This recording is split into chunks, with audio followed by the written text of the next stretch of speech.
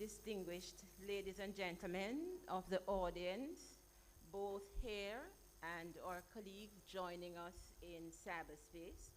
I'm Claire Bernard, and mine is the pleasure of leading us through our program this morning on the occasion of the launch of Jamaica's very first climate change research and technology development agenda. It is fitting that we launch this important bit of work here this morning, important that it is launched at the University of the West Indies, given its seminal role in climate science studies and research and its own contribution to the deeper understanding of Caribbean climatology and in providing evidence to support the advocacy of SIDS in the international climate negotiations. As we start the proceedings this morning, please allow me to acknowledge and introduce a few members of this august gathering who will be addressing you today. Please acknowledge our host, Professor Dale Weber. Professor Weber, as you know, is the Pro-Vice Chancellor and principal of the Mona campus of the University of the West Indies, and he's also the chairman of the Climate Change Advisory Board. Thanks for having us, Professor. And then I want to acknowledge our host minister, Minister Pernell Charles Jr. Thank you very much, Minister, for leading this very important work. Ladies and gentlemen, please acknowledge the Honorable Minister. I also want to acknowledge Mr. Jahan Chowdhury from the NDC Partnership, and he's the Country Engagement Director, and we're very happy to have you with us in Jamaica today. Ladies and gentlemen, Mr. Chowdhury. Also speaking this morning is Mr. Ajani Alain, and Mr. Alain is our research officer in the Climate Change Division at the Ministry of Housing, Urban Renewal, Environment, and Climate Change. There are also some other members of the audience who I ask your permission to acknowledge. Ms. Tori Ockner, also from the NDC Partnership. Welcome to Jamaica, Tori. And I want also to acknowledge all the other members here who will speak. I can see Mrs. Eleanor Jones, Associate Professor Ruth Patap Singh. I'm not seeing her again. Very good to have you, ma'am. And of course, Ms. Uname Gordon, who is head of the Climate Change Division, who has been leading this work here. Forgive me for not acknowledging everyone else, just to say we're really very happy to be here this morning. And so I'm now going to hand over to Professor Weber to extend welcome and give the opening remarks. Please welcome him.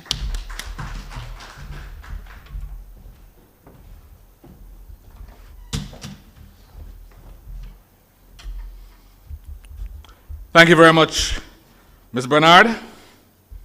Honorable Pernell Charles, Minister of Housing, Urban Renewal, Environment, and Climate Change. Long name minister, but you have the shoulders to take the responsibility. Mr. Jahan Chowdhury, NDC Partnership Country Engagement Director. Mr. Ajani Alain, Research Officer. Members from other universities, members from the private sector, members from the government, youth representatives, members of the media, ladies and gentlemen, those online, good morning to you all. Welcome to the University of the West Indies and welcome to the Mona campus. It is my privilege, it is my pleasure to welcome you to the launch of the Climate Change Research and Technological Development Agenda for Jamaica. As Ms. Bernard said, no better place to launch it than right here at the UWI Mona campus. I do this in my capacity as chairman of the National Climate Change Advisory Board, as well as Pro-Vice Chancellor and Principal of the Mona campus. You see, climate change is still one of the most important, if not the most important factor that is determining our survival as a country, a region, and the globe. Recent rains and temperature changes tell us exactly why we need to be managing our situations better. Looking at greenhouse gases emission, we need to be keenly focused on how we manage going forward. The dual focus on reducing greenhouse gases and strengthening our climate adaptation capacity are an important part of the United Nations Paris Agreement, and our nationally determined contributions that we have articulated will determine how we react to these goals. Developing the climate change research and technological development agenda was made possible through the Climate Action Enhancement Package, supported by the NDC Partnership, with the financial assistance from the Climate Technology Center and Network. Researchers from the Tropical Agricultural Research and Higher Education Center helped us conduct the studies to determine where we should place our focus and where we should go next. The results of these studies tell us that we should form our research into particular areas. The 5 areas that have been decided upon are agriculture and fisheries, important for Jamaica, the region, and the world, water, energy, human settlement and infrastructure, and waste. There are others which came very close, 6th, 7th, and 8th, but we need to focus on those in the next cycle. As we articulate climate change research and get better at our research, we are doing the research having now been provided with the questions. We do the research to provide the answers. Our role, especially in academia, is to provide the information to inform the best decisions. And that we're very proud of. And we continue the partnership to have the right questions, to do the right research, to have the right answers. Additionally, the critical aspect of having the research development agenda helps us to focus what we want to do within our universities, all our universities. We are indeed raising our ambition in terms of climate adaptation and mitigation, and the research helps us in determining what we would like to act upon with the greatest urgency. The International NDC Partnership has shown that by sharing our human resources and pooling physical and financial resources, we're able to accomplish much more together than we would have done alone. The partnership has opened doors for us to increase action and greater inclusion by paying attention to diverse views and experiences. There's also been an active focus on amplifying youth voices to move a creative, climate-resilient future, because they're the ones who will be making the future decisions. Now that we have a climate change research development agenda, we can begin to reanalyze, refocus, and re-strategize how we achieve the NDCs that we have aggressively, Minister, gone after.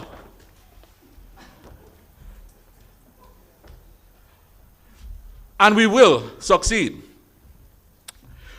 We've been doing a lot as a nation to combat climate change, but we still have a way to go. We must organize so that we can get the best out of who we are. But where are we now? I believe that we're in good standing because we've been steadily building our technical capacity, and being able to speak with each other and share information is a critical part of us taking key roles in the Sustainable Development Goal 13 climate action.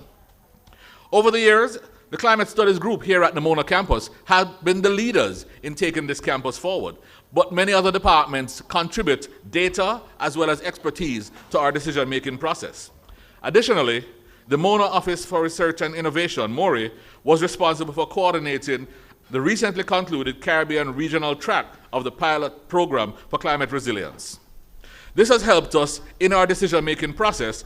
It has helped us to use technology as our main focus in determining what we wish to take on. And the wins continue from yesterday. I think with these 5 key sectors that we're focused on, we're well on our way in terms of capacity building, and we will do this together. Our neighbors at the University of Technology have been doing work to transform how we fulfill our energy needs through their Caribbean Sustainable Energy and Innovation Institute, now doing research to propel the research in development and sustainable energy. UTech has also been taking a leading role in human settlements and infrastructure by virtue of the work that's being done in their Faculty of the Built Environment. We also recognize the work of Northern Caribbean University in their key sector of agriculture and assistance with extended to farmers through their agro-processing and tissue culture laboratories. Looking at our universities, we are well poised and willing to take on the challenge to provide and continue to provide the information that is required to make the best decisions. In the spirit of climate change research and resilience, we are here as partners to make our contribution to what is a national, regional, and global important strategy. We have done it at an international level through the NDC partnership, and I would like to thank all our partners who have worked with us to make it possible. The University of the West Indies, the University of Technology, Northern Caribbean University, working with the Climate Change Division, have been key parts of making the campuses, as well as the country, more climate resilient, more climate focused, and helping the minister by advising him and giving him the information to take back to cabinet so that we can get the intergovernmental discussion going, which is where I know he wants to take us. So colleagues, I welcome you to the campus, I welcome you to the discussion, and I welcome you to the partnership. Good morning.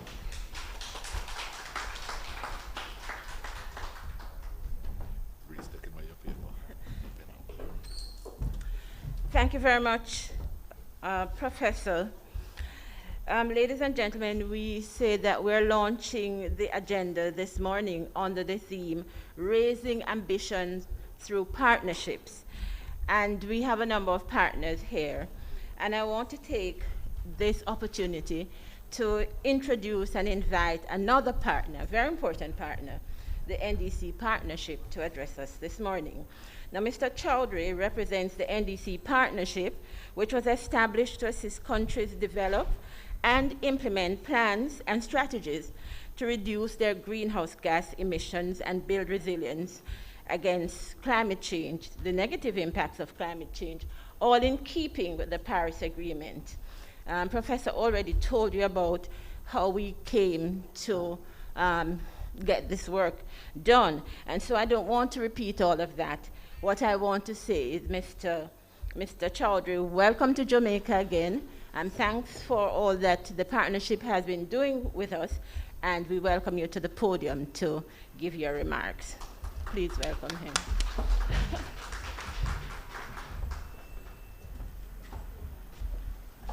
Thank you very much. I'm actually very scared of this. I do not know when this is going to fall on me.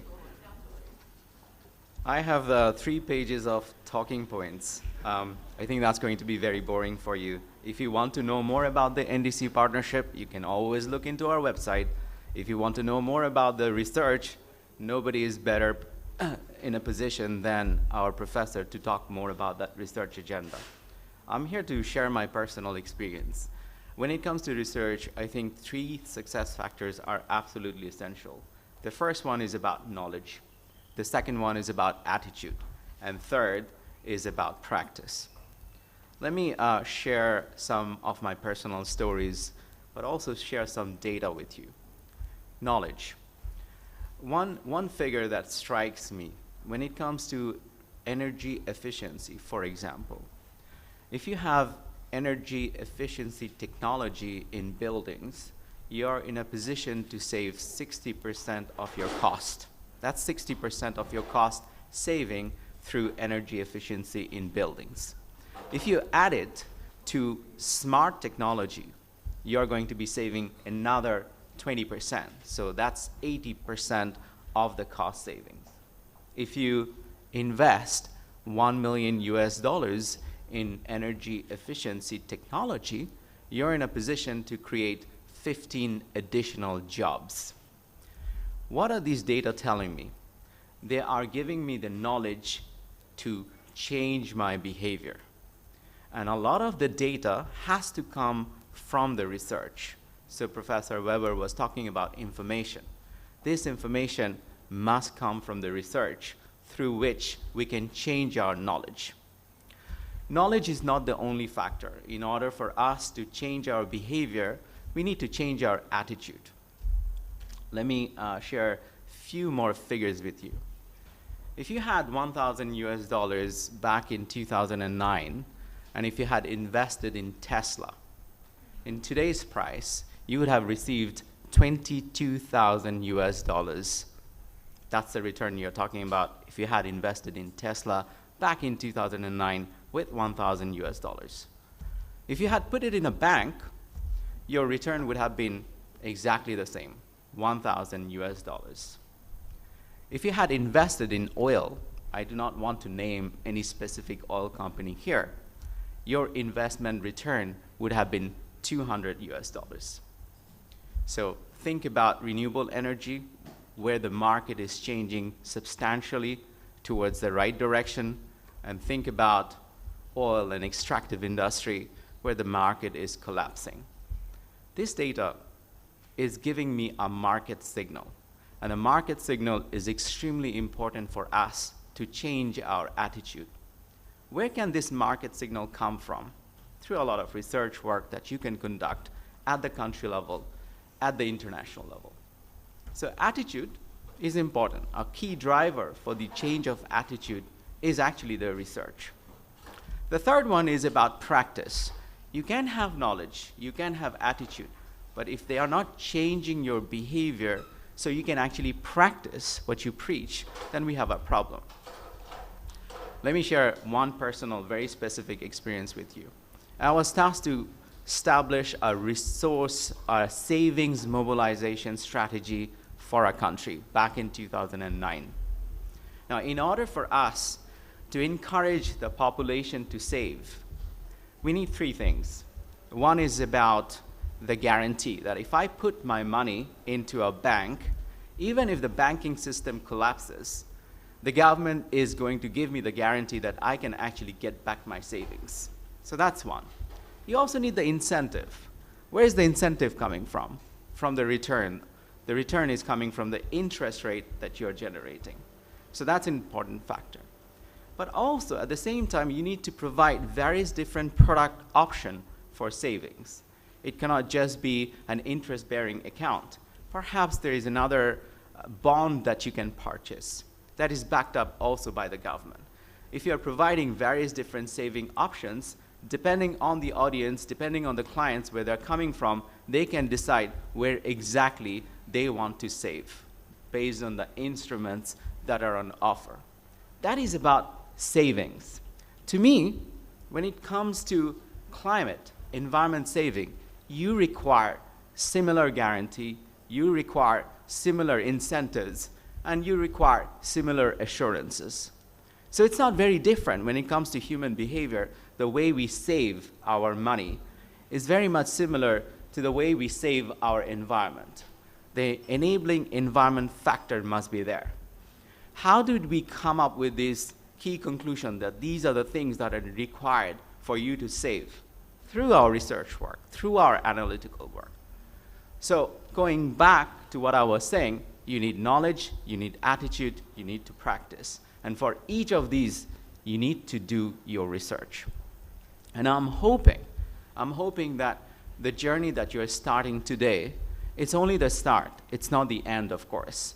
We hope through this journey, you would be able to further enhance your NDCs. You would be able to strengthen the implementation of your long-term strategy, which also is being supported by the work of the partnership. You need to provide the evidence-based data to the policymakers, our minister who is sitting here, so he can defend the arguments in favor of climate in the parliament. That evidence is needed.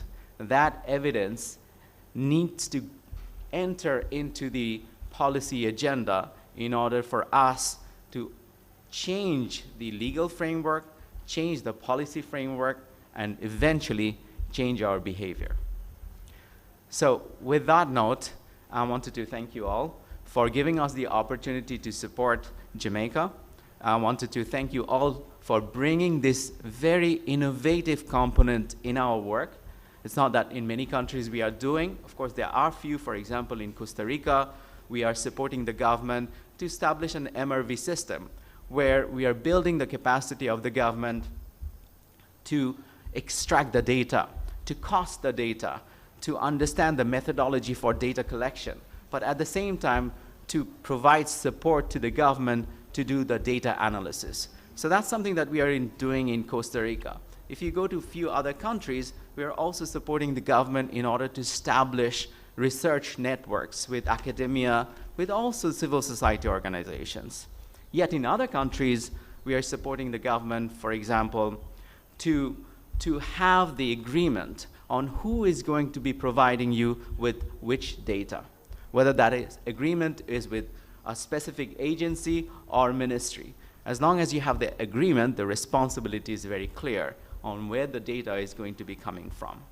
So I hope by end of this period of support, we would be able to have very specific costing, how much is going to actually cost us to complete our research agenda.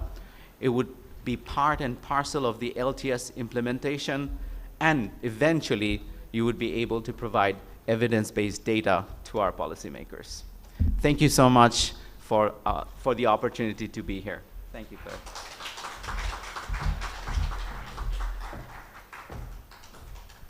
Thank you very much, Mr. Chowdhury. You also made the point, which I should have, that the NDC partnership has assisted Jamaica in updating its nationally determined contribution, which we have to identify the targets for emissions reduction. And you're working with us in developing a long-term strategy, again, towards emissions reduction, and a whole set of diagnostic work.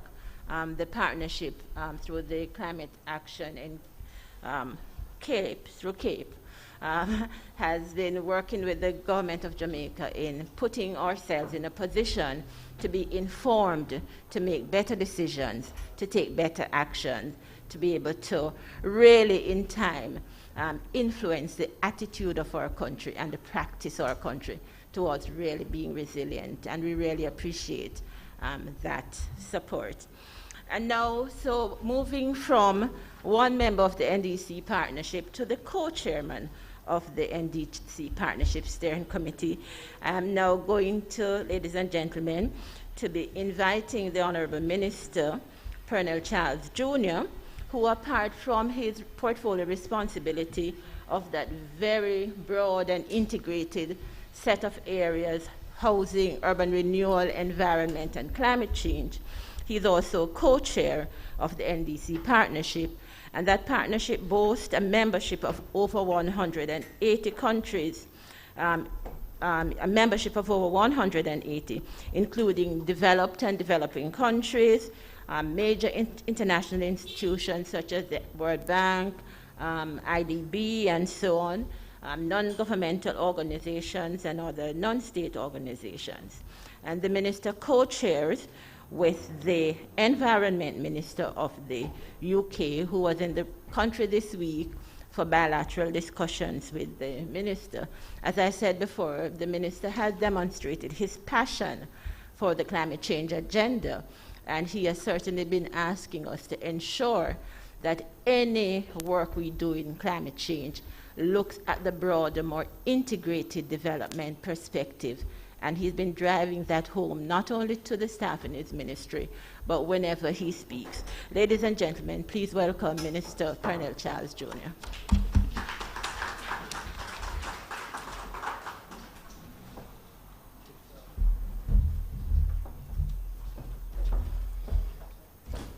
Thank you, Ms. Bernard. I have to acknowledge, firstly, our Pro-Vice Chancellor and Principal and my lecturer. I'm so proud of your ascension. I don't know how much further up you can go, but you know, Professor Weber, it's always good to be back on the campus. And to remind myself that when I'm here, I'm still just your student, and that is critical.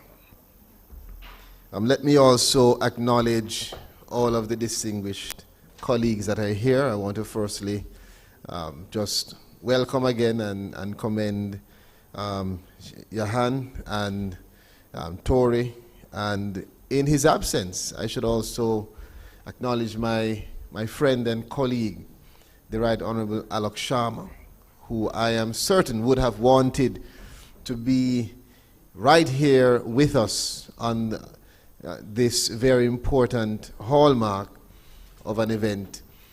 just expressing the critical nature of what we are coming together to achieve today. Let me acknowledge, of course, the dynamic redhead in the room.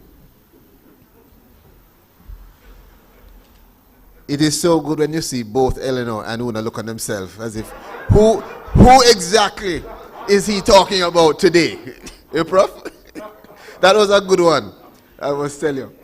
But both of you are dynamic. But Miss Ruth, you're here looking red too. So I acknowledge all three of you ladies and all of the other staff that are here working under the Ministry of Housing, Urban Renewal, Environment and Climate Change. The most dynamic, the most far-reaching and integrated ministry. It is a challenge. But I am very happy to have young research officers like Mr. Aline, brilliant soldiers like Omar, who I know has gone to a very good school and got good learning, and everyone that is here, Leanne and Tanik and everyone. You know, it is something that we can't understate, the importance of research. In my discussions recently with, is that Miss Parks at the back? Well, Miss Parks, you look like you get fixed up and everything, man. Hello to you, Miss Parks. In my discussions recently, I had the opportunity to engage our young people. And I see Eleanor here and others. And a lot of what we discussed, really, it exposes the passion that the students and the youngsters in the country have already for these issues. We don't need to influence them. They are influencing others. We need to create the platform. We need to create the environment where we are using the right information to make the right type of decisions. And I don't think there could have been a more fitting place to do this than this University of the West Indies, which to me is the premier research institution of our region and an institution that has produced leaders across sectors that contribute to the research efforts for the Caribbean and for the world. As a scientist myself who represented as a faculty rep what was then the pure and applied science faculty, I understand, Prof, you understand, we all understand the critical importance of accurate information. Two things I'll tell you that are the greatest impediments, Leanne, to growth and development is when you have someone, particularly in a position, Miss Eleanor, of authority, who believes in their mind that they can't do something. I can't do it. And then the other dangerous thing, Ms. Bernard, is when you have someone who thinks, I've already reached, I don't need to do it. All right? And you've gone through that. You don't reach your position as being deputy director without seeing a few persons who have that kind of, or those kinds of mindsets. Research, anybody like us who believes in research, completely rejects those mindsets. Because the notion that you can't do it is rejected by the kind of mindset that has a thirst to experiment and investigate and examine issues and always find better ways to create solutions and pathways to improve and achieve. And research and the research agenda also completely, UNAME, rejects the notion that, I've already reached. There's nothing better that I can do. Because there is always somewhere, Ms. Ruth, that we can improve. There's always something that we can do better. As you wrote in the lovely notes that you gave me, Uname, which I see you staring on me like this man does not intend to read my thing. I will. I can see it. If you know Uname, she don't have to talk. She just give you a look like, listen to me, you better put your head. It will happen. It will happen. It's going to happen, Uname. But my point is taken, right? Research and scientists, we are the ones that challenge the world to be better. We're the ones that challenge all the different types of impediments. Look at what happened to us today. Professor, you joined me yesterday at Wigton Wind Farm and brought the spirit of the wind with you to UWI and blow down I have never been at a function where every single banner blow down individually. You cannot tell me that the wind is coming from the east, the west, the north, and the south. But guess what? I can tell you, somebody in this audience is saying to themselves, can I find a better way to create this kind of banner? Can I research it? Can I do something better? Is there some better solution? That is what is going to drive this country. That's what's going to drive the world. That is what has driven us. That's what has led us to have this mic here today. And that's what's moving us from corded mics to, cordless mics. And then soon you won't have to have a mic because you have the pin on your jacket. And soon you won't need any of that. So, I am an advocate, an enthusiast. I understand how research is critical to all sectors when it comes on to, as you said, agriculture, medicines, forestry, transport, telecommunications. Look on the cell phones. When I was at UWI, I recall at that time, the Nokia was the cell phone.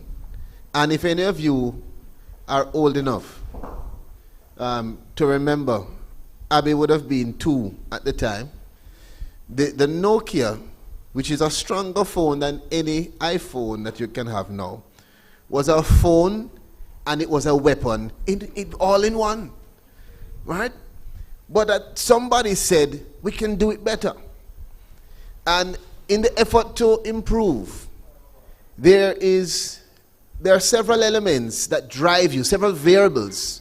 Profit generation is one. Making things more efficient is another.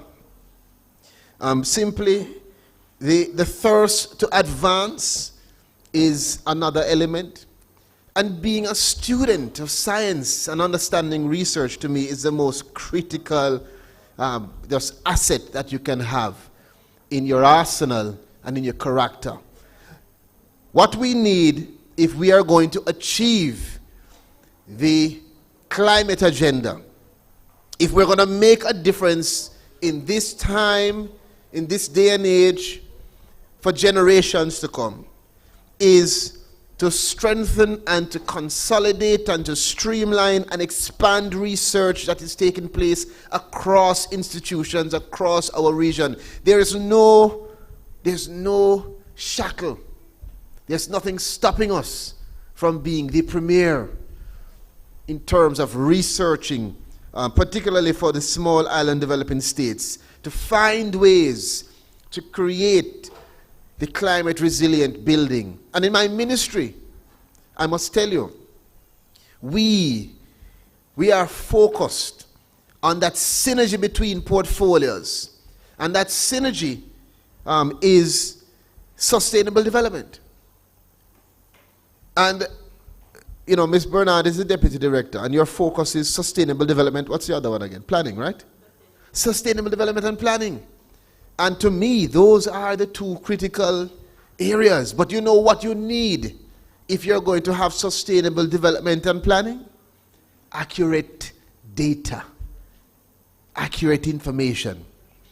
And that is why, again, as a community, I'm very inspired by the acumen of the professors we have here.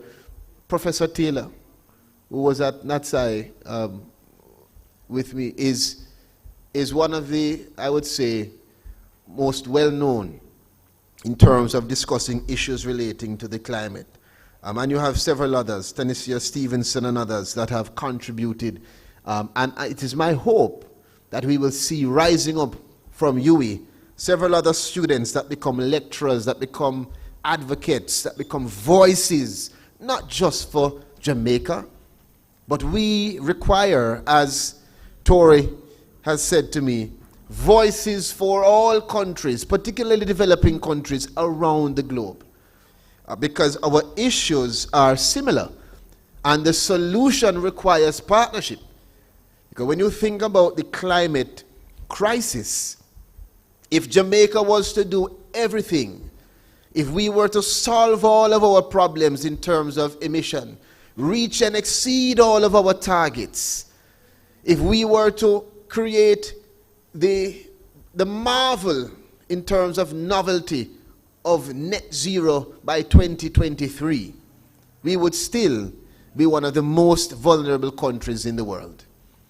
Because a lot of what we are responding to, a lot of what we are challenged, Ajani, to now prepare our state and our infrastructure to withstand are due to the effects from our partners and our friends.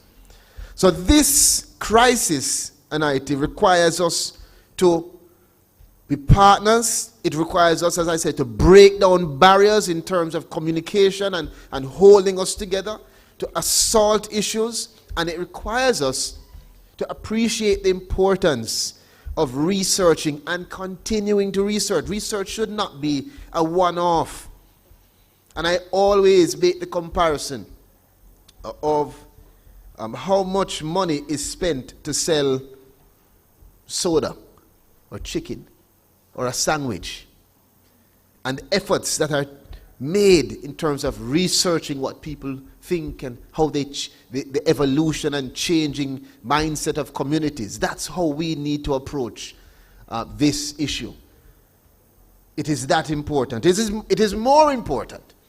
And for policymakers like myself, for us in government, if we are going to make informed decisions to chart a course to really creating the framework that is going to make environmentally sustainable companies thrive, that will encourage and create incentives for companies across our country and across our region to shift towards the kind of practices that represent the new era of thinking, then it demands that we respect the efficacy of good research, of cogent information. I agree.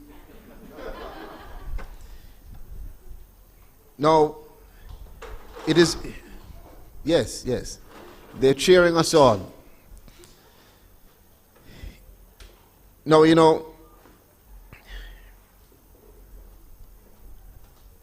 Jamaica joined the NDC partnership in 2018, and since then, we have drafted, we have updated our nationally determined contributions, and we have made a comprehensive and rigorous effort to ensure that we continue to lead in pushing this agenda, and not only discussing it, but through our actions, through our commitments that we have made. And I want to take the opportunity, if you'd permit me, to just highlight the awesome work of our NDC Partnership Support Unit. You know, I met you all a mere maybe 72 hours ago, right? Yeah. And it feels as if we have known each other for a much long and extended period of time because of the immediate interchange and the several overlapping issues and the mutual focus on just getting the work done. I think that you have heard me and you understand me, and that you appreciate what I wish to achieve in my role as co-chair. I do not have the time to sit on titles. Titles come and titles go. Tomorrow as my uncle, when I became minister in 2016, Ms. Bernard, the first thing he called me and said to me is, today, son, you must always remember, today you are Mr. Dog. Tomorrow you may go back to dog. So never feel too inflated. But while I am here, let's achieve something tangible, something that's going to make a difference so that when we leave here, we can look back and say that as a team, UWI, NDC, Jamaica, our youth council, our private sector champions, we created the framework that changed the thinking and operation across the world. And that is my goal, and I believe that we can. I believe that we have shown in Jamaica active participation in initiatives launched by the NDC partnership. I believe that we have also participated a lot, and I want to thank the team, the Climate Change Division, a small group of champions that have truly made their mark across government in terms of representing excellence. I see where we have applied for 2 rounds of technical support from the Climate Action Enhancement Package, and under that, the NDC partnership and 5 international partners are supporting activities, including assessing the current and planned policies to identify the most feasible mitigation and adaptation interventions. The whole approach is to make sure that we never adopt those 2 mindsets. I think that those are the mindsets that have crushed so many individuals, businesses, and I dare say even governments. This mindset that you don't need to do any better, and the mindset that you can't do any better. We can do better, and we need to do better, and the way to do it is through partnership, through a change in how you approach things, and by digesting the right, accurate kind of information to make sure that your steps are ordered. Planning towards sustainable development is what I believe will move this country in the right direction.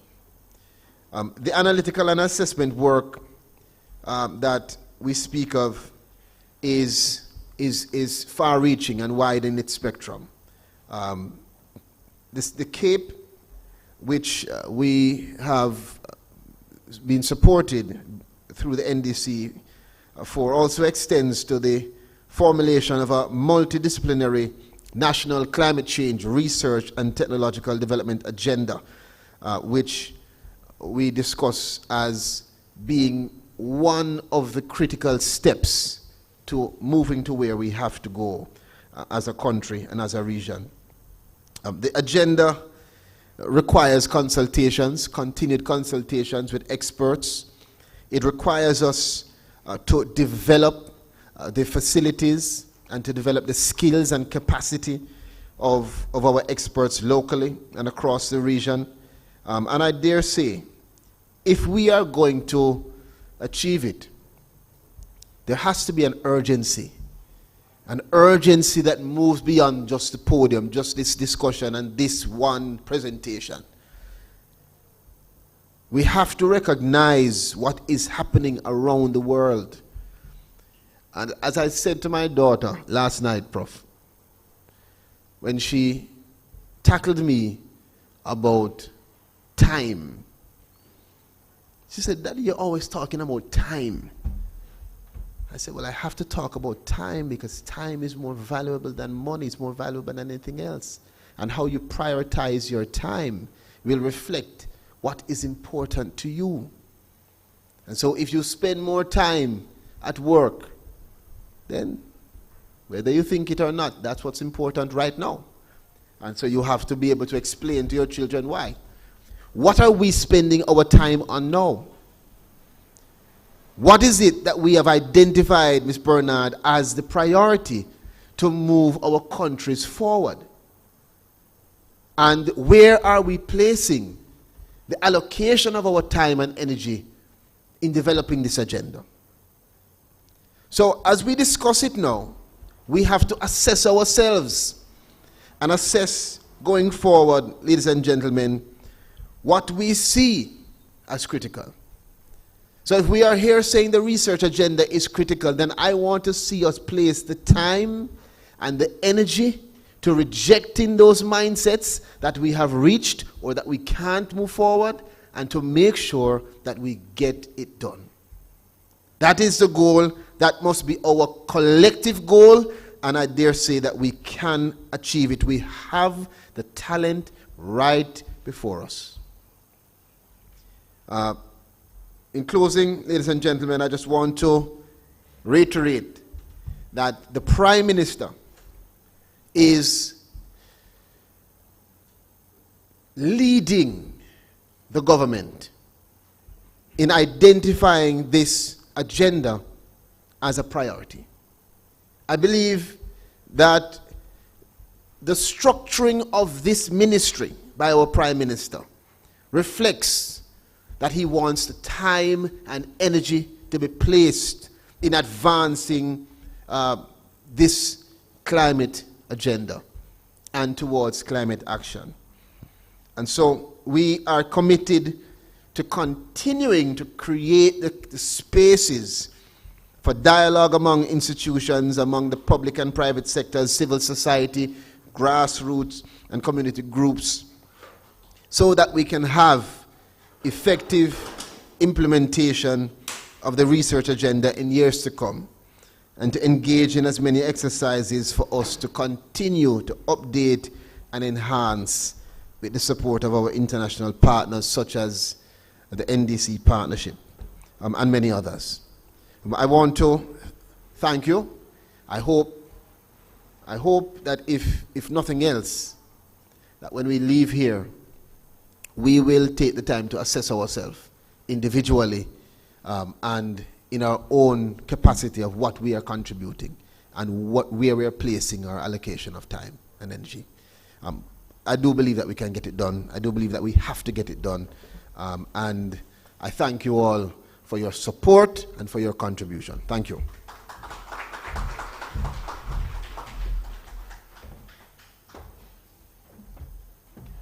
Thank you very much, Minister, for that charge. Yes, we have to adopt a can-do attitude. And with access to appropriate data and information from all the research done and so on, I think it will certainly boost our confidence to be able to tackle what we need to tackle. So, ladies and gentlemen, we are at that point in our program where we will hear a little bit more about the agenda which we're launching this morning.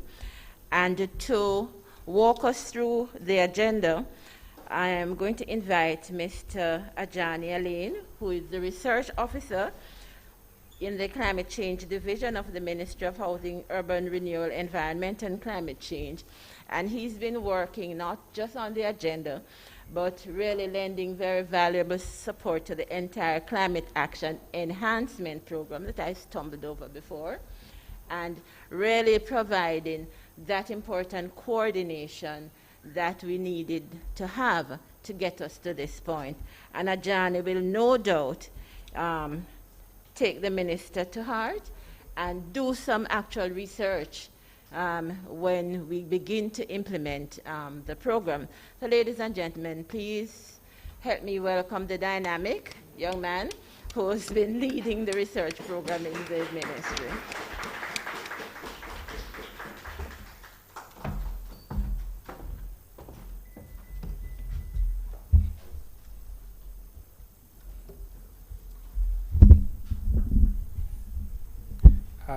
Thank you, Ms.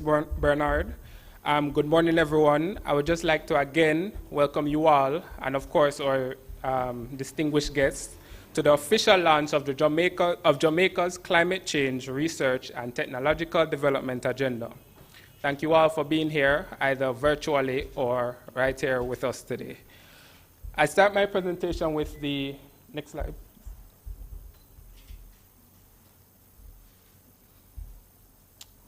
Next slide. So I start my presentation with the CAPE program, its activities and objectives. Then I will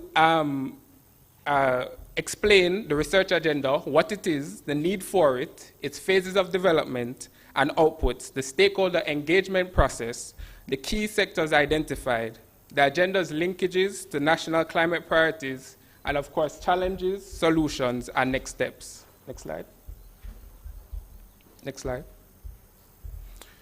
So the CAPE program assists Jamaica as a member of the NDCP in achieving two objectives. One, enhancing the NDC by raising ambition, and two, fast-tracking the implementation of the enhanced NDC. This, of course, includes in-country technical expertise and capacity building. Next slide.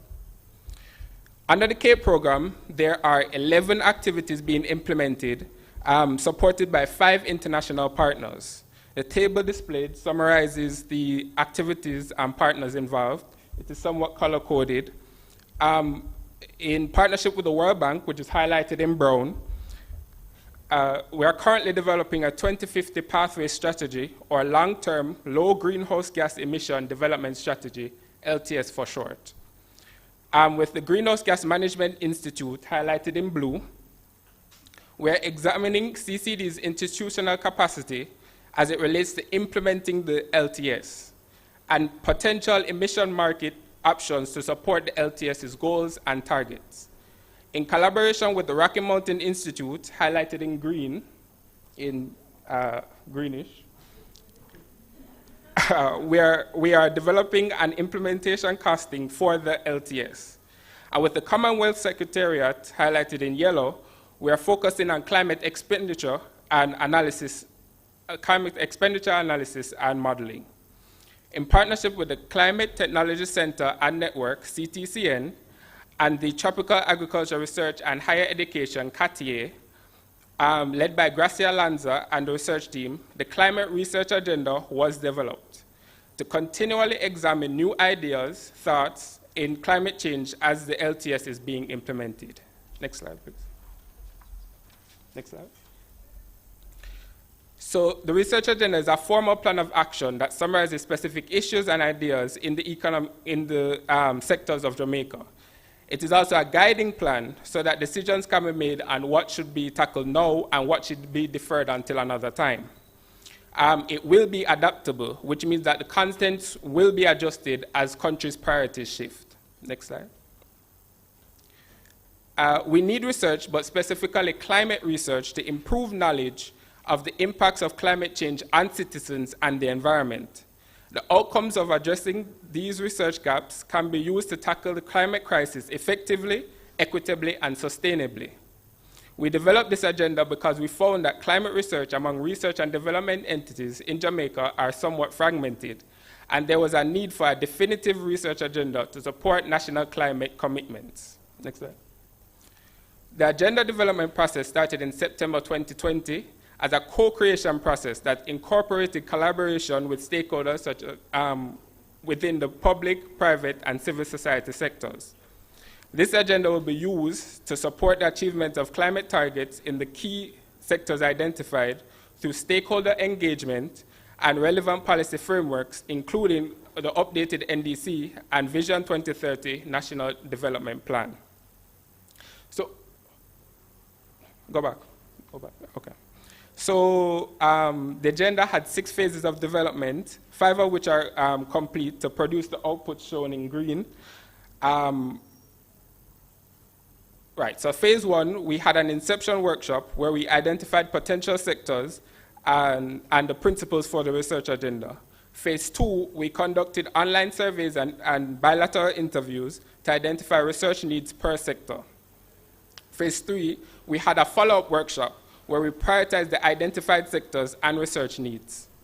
In phase 4, the information from the sector-specific strategy plans and previous research conducted and policy frameworks, along with information collected from the sector experts, were analyzed, and the first draft of the research agenda was completed. In phase 5, the research agenda was sent to the Climate Change Advisory Board, which consists of several stakeholders from academia, PIOJ, Ministry of Science, Energy and Technology, the Ministry of Local Government and Community development, among others, for their comments and input. And that is what produced the final research agenda.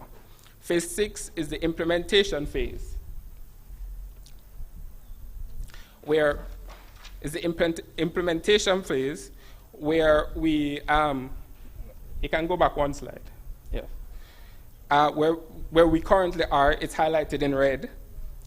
This involves developing 2 concept notes to address adaptation and mitigation research priorities identified within the agenda. Next slide. So we really tried to ensure that the stakeholder engagement process was a key part in developing this agenda.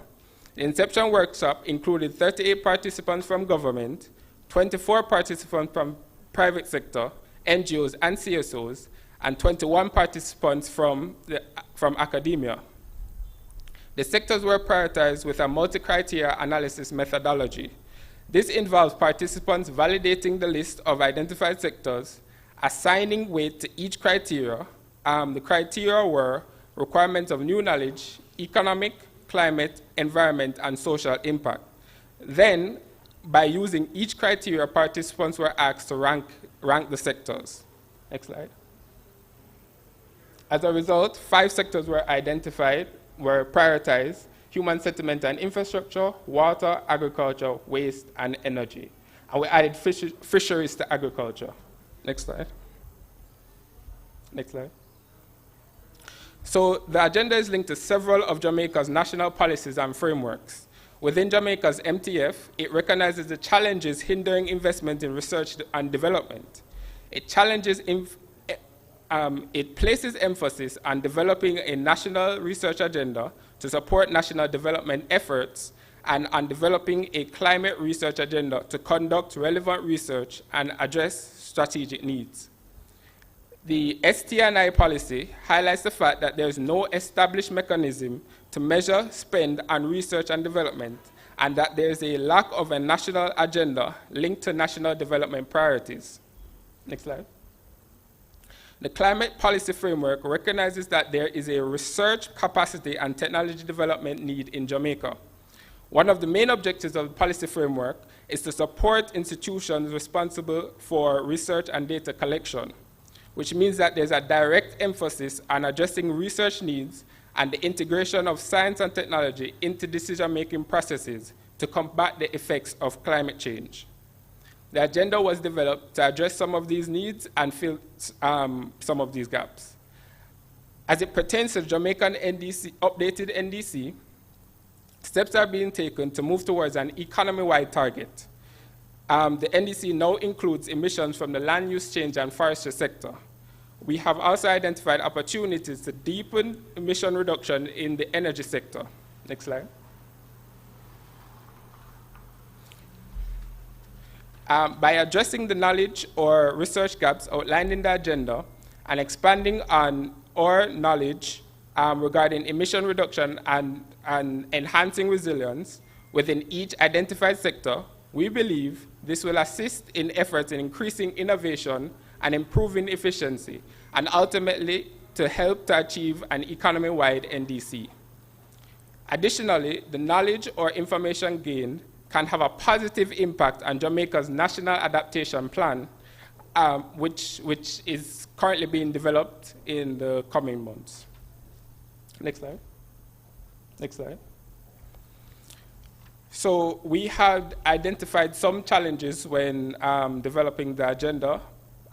Private sector engagement was one, in terms of outlining the role private sector will play in assisting in assisting with climate research and specifically implementing the agenda.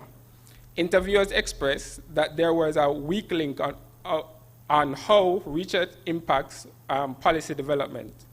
Lack of financing was also identified as a barrier to enable implementation of the research agenda. Next slide. To address these issues, there were some solutions that we had identified.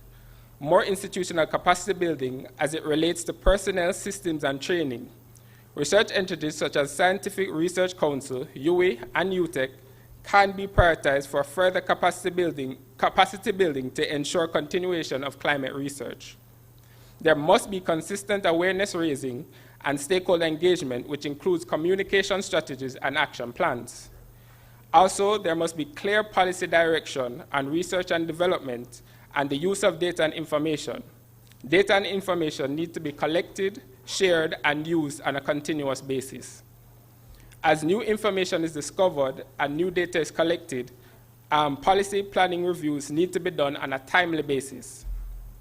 We must also identify and strengthen partnerships between the government and institutions that are already working with respect to fulfilling a national climate research mandate in the prioritized areas, such as the Climate Studies Group right here in UWI.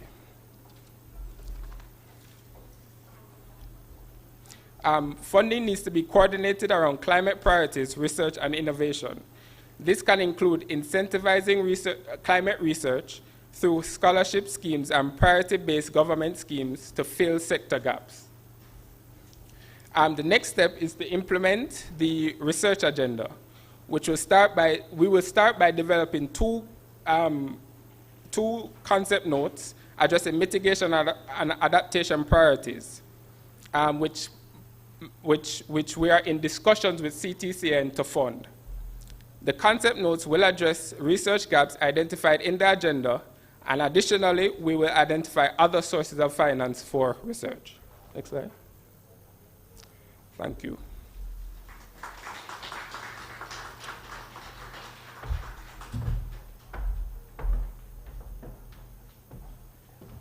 Thank you very much, Ajani, for that comprehensive presentation.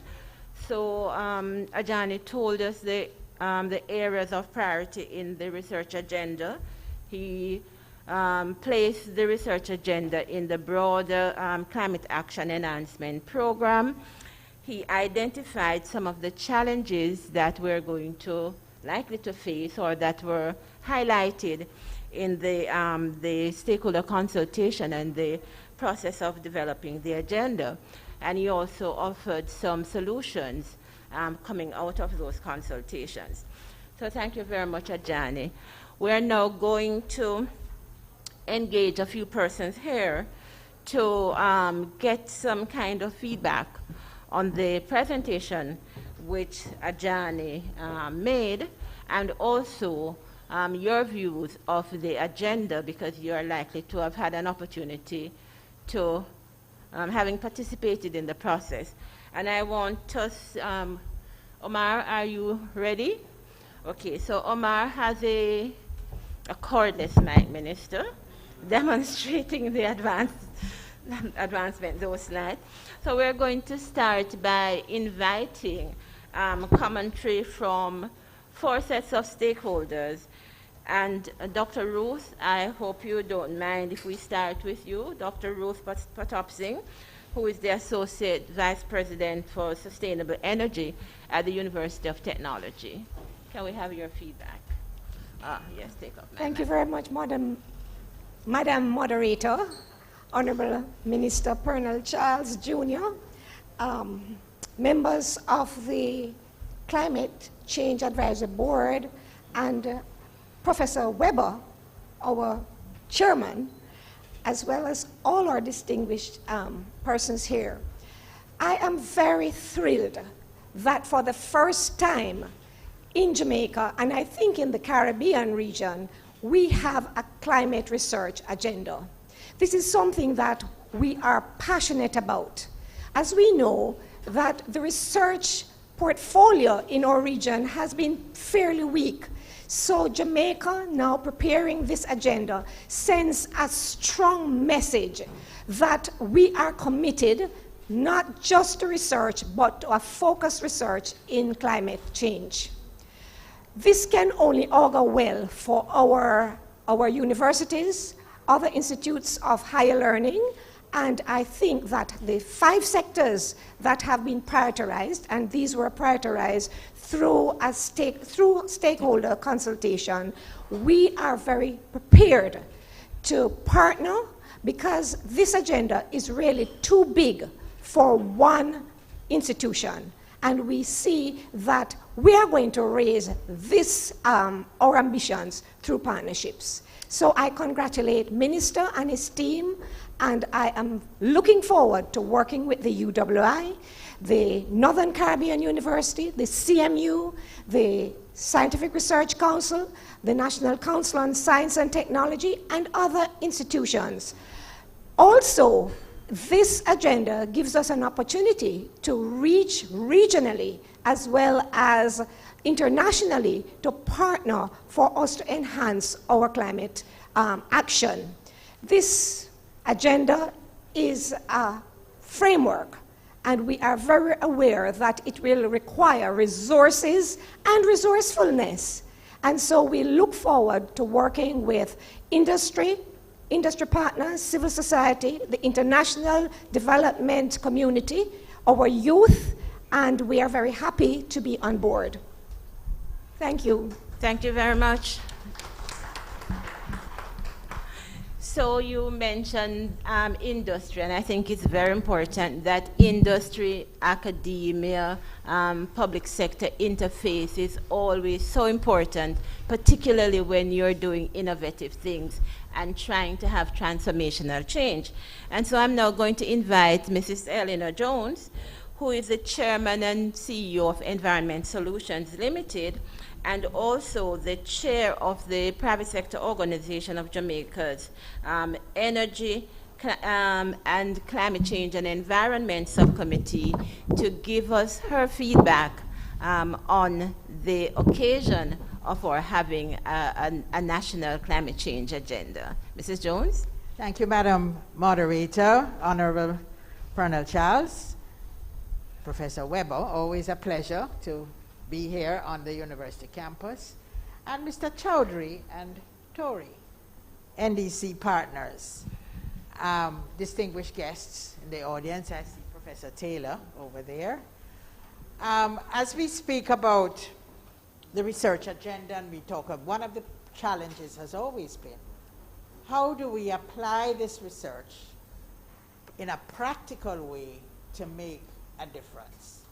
And we heard from Mr. Chowdhury this morning about knowledge, attitude, and practice.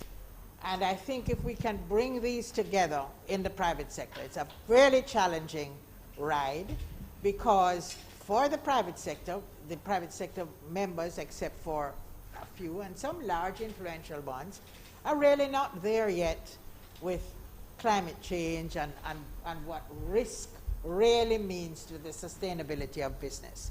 And I think that is a challenge that we face, and that is where we really need to go with this. Because the truth is, when we look in Jamaica, we look across the world, we're doing research, we're preparing papers, we have policies, but what's happening on the ground? Mm-hmm. And you need the private sector to have it happen on the ground. You need civil society to have it happen on the ground. And it's a pleasure that, and as I said to someone yesterday, we're so happy to have the youth engagement, because this is the next generation, and we have to, research is extremely important to inform decision making, because whatever we do, as we say in the private sector, must be based on science, solid work, but at the same time, we have to make that bridge. And for the private sector, it's no secret, it's no shame. People go into business to make a profit. And you have to look at what it means for the bottom line. We had several years ago the UNFCCC representative, and we had a wonderful hosting by the Jamaica Public Service, Energy, and so on. And one private sector leader at the end of it said, okay, you have shown me all these beautiful slides. Everything is wonderful. What does it all mean for my bottom line? And so in terms of the private sector, that is an area of research that we need. How do we build that bridge? How do we get risk management, climate risk management into decision making, into planning? I listened, for instance, yesterday evening, the PSOJ had a major presentation calling on all the sectors and so on. Nowhere was either environment, energy, or climate change mentioned.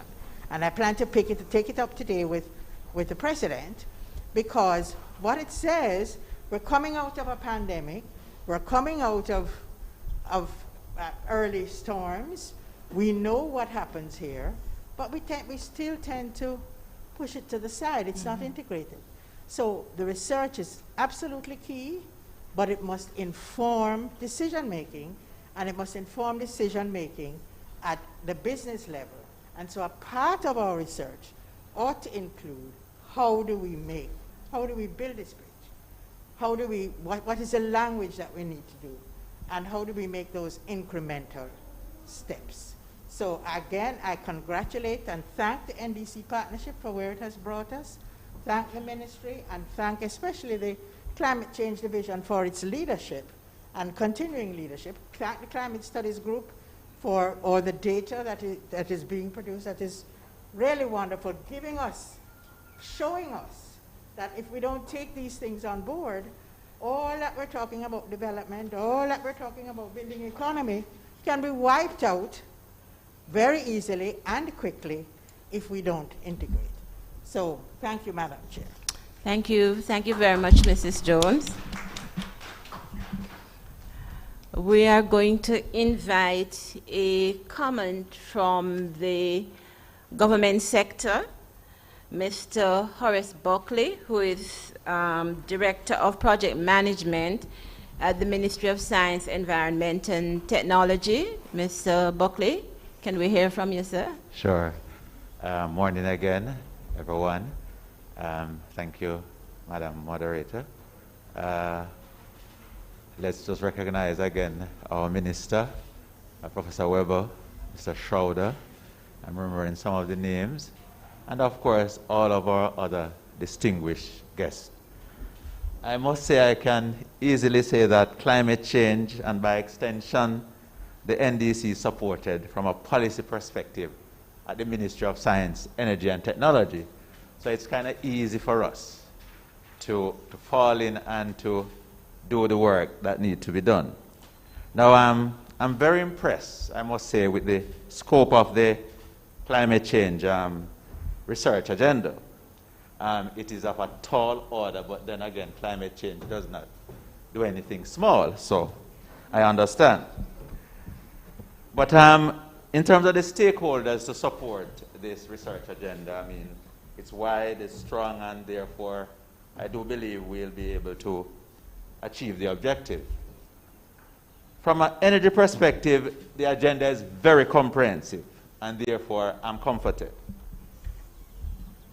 I must, however, emphasize in terms of from a research and data perspective, and I say this because the need for us to have the data with the level of data and the data with integrity, which will support our decision making, is very important. And presently we're having a challenge with that. And therefore, that in order for us to maximize on the effort and the data that we'll get from the research agenda, we need to have that capability to not just research and put forward the data, but to be able to store it and to be able to access it and use it to really drive our decision making. And therefore, I think we're on our way. So I'm very impressed, as I said earlier, with the research agenda. Now, Mr. Schroeder mentioned energy efficiency, and he gave us some data as it relates to building. And I just want to say that we need to get to this stage where we, in terms of design, we are able to use this data from a design perspective. In a number of cases, when we treat with energy efficiency, we are trying to fix what is in place and to see how best we can adapt, to the new settings. So I'm hoping that some of this research and this data will go into our design for buildings, etc. For specification for energy equipment, etc. I must also say that in terms of capacity building, very important. It is a part of the agenda. I'm very impressed with that. I think it is a fundamental building block if we're going to achieve our various objectives, and therefore, you know, I totally support that. I know the next generation is going to judge us, and I'm really hoping that we won't be found wanting, and therefore I support this agenda. I'm looking forward to the impact assessment when we would have completed some time, and looking forward to achieving the journey, not just the end, but the journey in achieving some of these objectives. Thank you very much. Thank you very much, Mr. Buckley. And you spoke of the next generation, not wanting them to judge us poorly.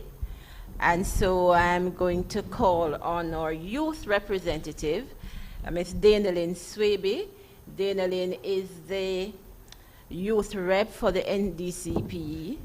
And may we hear from you, please? Thank you, Ms. Bernard, Madam Moderator. Let me acknowledge Minister, the Honorable Pernell Charles Jr., the Minister of Housing, Urban Renewal, Environment and Climate Change. Sir, it's always a pleasure to be in your presence, and we know, of course, that you are a champion of youth engagement even before you had this portfolio, so we are very encouraged by the work that you're doing. I also want to acknowledge Mr. Jehan Chowdhury from the NDC Partnership, Professor Dale Weber, and I want to especially thank Prof. Through your charge and recommendation, we had established the Jamaica Climate Change Youth Council. The director, my friend and colleague, Ms. Eleanor Terlong, is also here. And we want to also share that within the JCCYC, we do have a research and policy development committee. So that also underscores that we, the young people, we understand the critical importance of research, as our actions and our advocacy strategies have to be based on the grounded and credible findings from research processes. So we are well on our way to shaping, of course, a future generation. I like to say that some of us were in the departure lounge of youth, but nonetheless, we do have a responsibility to create that template, because when it comes to peer-to-peer engagement, we know, of course, that climate awareness in Jamaica has grown by leaps and bounds. So the youth don't need convincing, but we still need encouraging as to why we should take action.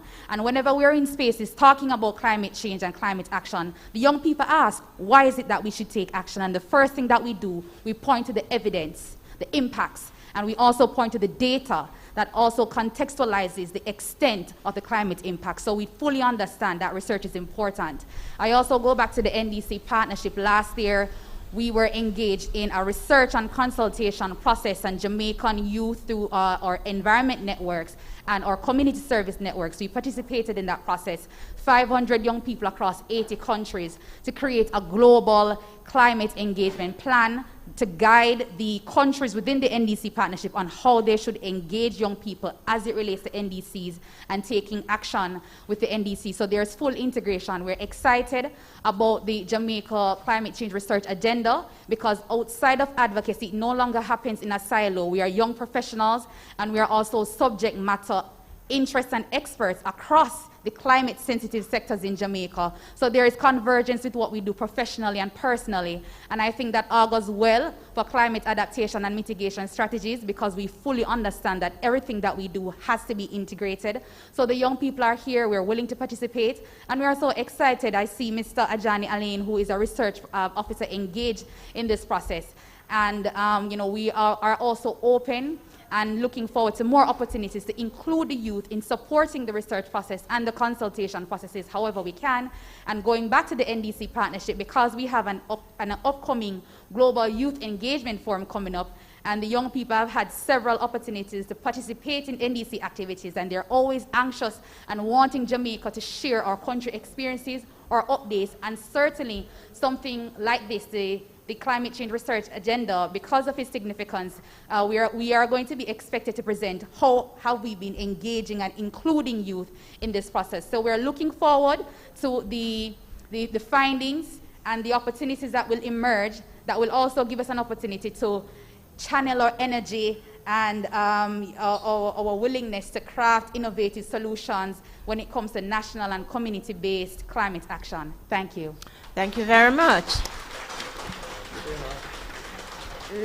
Ladies and gentlemen, I really should have stopped taking comments now, but I'm sure, Prof, that you will permit me to, and Minister, to invite Professor Taylor to say a few words. I remember way back when Professor Taylor was saying, Claire, I think we need a climate change agenda.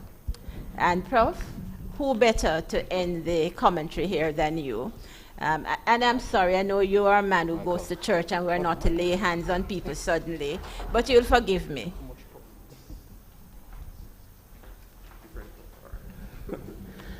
All right, thank you very much. I acknowledge all the distinguished colleagues who are here. You know, Ms. Bernard, you're my friend. Really, still. Interestingly, just June gone, last month, UNESCO released its science report, 2021 Global Science Report. And Chapter 6 deals with CARICOM and science in the CARICOM. And it says that whereas science and research has really increased throughout the CARICOM region, not enough science is being done to support both the digital and the green economies. And so it makes a real strong case that, boy, you need the kind of science that is going to be done and promoted through this agenda. I suppose the only other thing I would want to say is that, you know, we have long suggested that what we need is research. And we need research for kind of three reasons. One, it is research which challenges the beliefs that we have about climate. It's research that is telling us that, boy, climate is not a distant thing. Climate is a now thing that we need to address. And this research agenda is going to help us challenge those beliefs. Two, it's research that sets the basis for the planning that we're going to have to do. We can go about and plan in all kind of ad hoc and varied ways, you know, but really what we need is planning that is really targeted and evidence-based. And so research is going to provide that basis. This agenda is helping to set that basis. And then lastly, when you're planning, you need some bounds within which to plan, and it's research that provides those bounds for planning. This agenda is going to help us be very targeted, very focused, and provide those bounds for planning. This is a great thing, and I herald it today. Thank you very much. So, ladies and gentlemen, we are at the point now where to be wrapping up. I just want to remind us of a few words that we heard today and to ask you to ponder on them as we move to the next stage. Stage 6, a journey of trying to implement the agenda. Some of them seem very simple and not related to anything that is scientific or highfalutin or anything like that, but the issue of language. What is the language we are going to be using to communicate this agenda?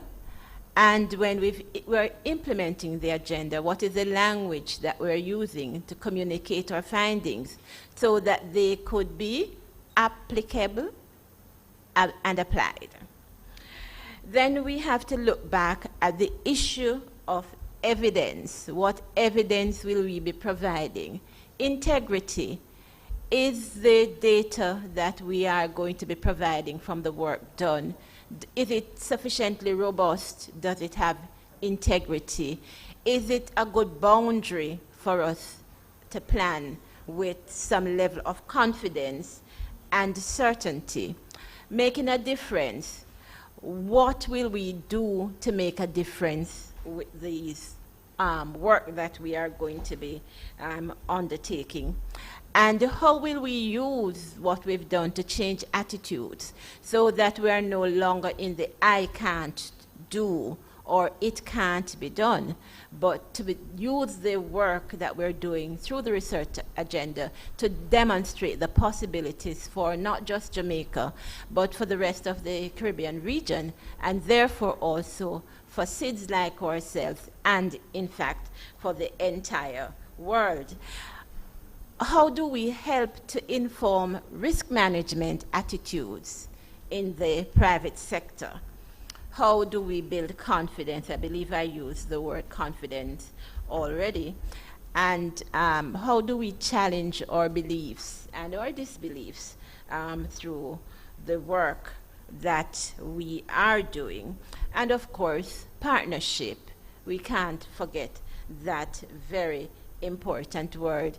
We cannot either disregard the issue of energy, personal energy, which fuels passion, because when you're embarking on something new and different, you need passion, and passion derives or can be enhanced by energy. And of course, then there's the issue of energy and renewable energy and sustainability and integration. Urgency, did we hear that word? I think it was Mr. Obama who spoke of the urgency of now. And recent events have pointed to the urgency of using research data to inform Mr. Buckley or design parameters, both in terms of our infrastructure and social and economic infrastructure, and so on. I don't want to take up too much of our time, but again, just to try to talk about the universities and the research institutions also coming together, because I think it was Dr. Patap Singh who made the point that this work is too big for any one institution. So there's a different level and element of partnership that is being summoned here. So we're calling us all to the table. There is work to be done. I think one of these very good schools that I heard mentioned, I have a child who went there. If it's not that school, it was the prep school that said, work is burning in the field. And so work is burning in the field, ladies and gentlemen, and some parameters have been set out for us. We're all called perhaps to discipleship. I know that Dana Lynn made the point that Jamaicans are very aware of climate change and its implications. What we need to do is to give people that which they need to have to take action and to make a difference. So ladies and gentlemen, on behalf of the organizers of this function, I want to thank you all for being here. Very special thanks to our host, to our minister, to our colleagues Jehan and Tori, who have traveled to Jamaica to join us today. And really more importantly, sorry to have used that word, but to the team in the Climate Change Division who has really been working so hard to get this done. Congratulations to the team, and thank you all, ladies and gentlemen, for being here. I'm going to invite the Honorable Minister, Professor Webb, Jehan. Give me my instructions, please. We want to have a photograph taken. Ajani. What's the other one? Yes. Right, that's 4? Yes. Right, so where's the document?